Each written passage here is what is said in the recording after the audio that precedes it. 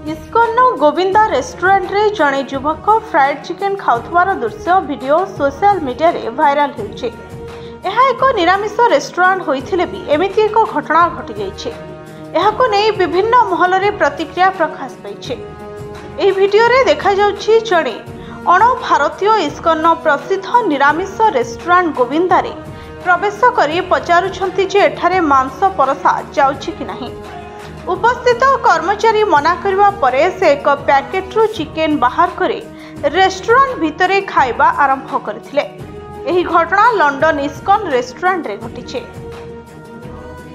Video रे से पचारछथि, हाय यहा कोन एक वेज रेस्टोरेंट? जणे कर्मचारी उत्तर दैछथि हां। से पुनर्बार पचारिछथि, तेबे एठारे कोन कोनोसी मांस मिले नाही कि किछि नाही? जहार उत्तर रे कर्मचारी कहछन्ते मांस नाही, पियाज नाही कि रसुण मध्य नाही।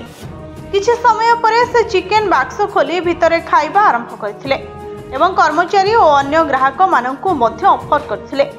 जणे ग्राहक तांकु कहिथिले, क्षमा करिवे, आपण जहा करूछन्ती ताहा एही स्थानर नियम को उल्लंघन करूछे एवं एहा न्यायसंगत नुह।